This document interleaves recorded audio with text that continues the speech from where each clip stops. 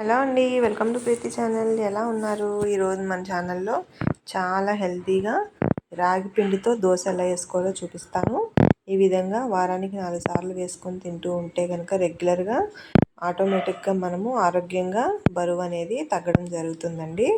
మీరు కూడా ఈ రెసిపీని ట్రై చేయండి. బరువు తగ్గాలనే కాదండి, ఇంకా హెల్తీగా ఉండాలి అన్నా కూడా ఆరోగ్యానికి ఈ దోసపిండి బియ్య పిండితో మనం వేసుకోవడం కంటే ఇట్లా వేసి పెట్టండి. పిల్లలకు కూడా చాలా మంచిది రాగి పిండి.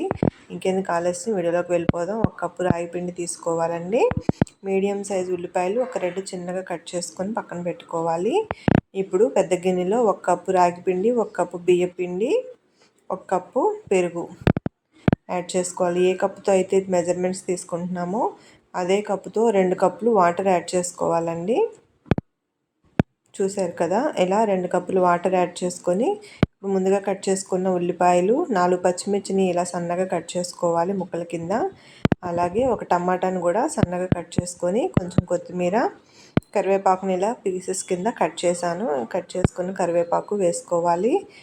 రుచికి సరిపడా సాల్టు, 1 స్పూన్ జీలకర్ర. ఇప్పుడు ఈ మిశ్రమాలన్నీ కూడా వేసేసి పిండిలో ఎక్కడ గడ్డలు కట్టకుండా మొత్తం అంతా కూడా బాగా స్మూత్ కన్సిస్టెన్సీ వచ్చేలాగా దోసపిండి ప్యాటర్న్లో లాగా కలిపేసుకోవాలి. చూసారు కదా, ఇట్లా స్మూత్గా వచ్చే వరకు పిండి అంతా కూడా బాగా కలుపుకోవాలి. మీకు ఒకవేళ పిండి గట్టిగా అనిపించినా సరే ఇలా కలిపేసుకొని మూత పెట్టుకున్నాక మనం ఉరుముతుంది కదండి, అప్పుడు ఆటోమేటిక్గా వాటర్ అనేది వస్తుంది. ఇలా కలిపేసుకున్నాక కొంచెం 2 చిటికెళ్ళంతా తినే సోడా యాడ్ చేసుకోవాలి. ఇప్పుడు మూత పెట్టేసి ఒక 10 నిమిషాలు ఉంచుకోవాలి. చూడండి, మొత్తం అంతా కూడా కలిసిపోయింది. ఇప్పుడు పెనానికి ఆయిల్ అప్లై చేసుకోవాలి. ఇది మనం ముఖ్యంగా నాన్ స్టిక్ మీద వేసుకోకూడదండి. మనం ఇనుప కడాయిలు ఉంటాయి కదా, పెనం దోశలు, దాని మీద వేసుకోవాలి. దోశల పెనం మీద ఇలా దోశ వేసుకున్నాక మందంగా వేసుకోవాలి. మూత పెట్టేసి ఒక 2 నిమిషాలకి చూడండి, లేయర్ అంతా కూడా కలర్ చేంజ్ అయింది కదా. ఇప్పుడు అడుగున కాలింది.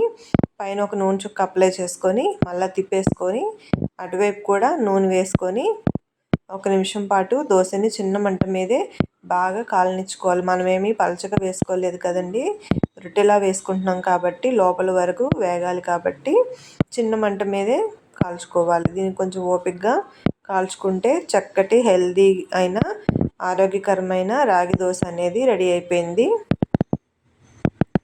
చూసారు కదా, ఇలాగే మనం ఎన్ని దోశలు అయినా సరే వేసుకొని ఆయిల్ అప్లై చేసుకొని మళ్ళీ టర్న్ చేసుకుంటూ దోశలను కాల్చేసుకోవాలి. ఇంకెందుకు ఆలస్యం, ఈసారి మీరు కూడా ట్రై చేయండి. ఎప్పుడు దోశ, ఇడ్లీ, ఉప్మాలే కాకుండా ఇలా టేస్టీ హెల్తీగా రాగిపిండి దోశ కూడా ట్రై చేయండి. పిల్లలు కూడా చాలా ఇష్టంగా తింటారు. అట్లానే బరువు తగ్గాలి అనుకున్న వాళ్ళకి వారానికి 4 సార్లు ఈ దోశని రెగ్యులర్గా తీసుకుంటే చాలా హెల్తీగా బరువు అనేది తగ్గుతారండి. ఈ రెసిపీ మీరు కూడా ట్రై చేసి ఈ రెసిపీ మీకు ఎలా అనిపించిందో నాకు కామెంట్ చేయండి. కొత్తగా చూస్తున్న వారైతే ప్లీజ్ సబ్స్క్రైబ్ మై ఛానల్. చూసారు కదా, వేడివేడిగా దోశ అయితే రెడీ అయిపోయింది. ఇంకెందుకు ఆలస్యం, తినటమే ఆలస్యం అండి. మీరు కూడా ఈ రెసిపీని ట్రై చేసి మీకు ఎలా నచ్చిందో నాకు కామెంట్ చేయండి. కొత్తగా చూస్తుంటే ప్లీజ్ సబ్స్క్రైబ్ మై ఛానల్. నేను చేసే వీడియోస్ అన్నీ మీకు రెసిపీస్ మీకు అలర్ట్ కింద వస్తాయి. Thank you for watching. Thank you.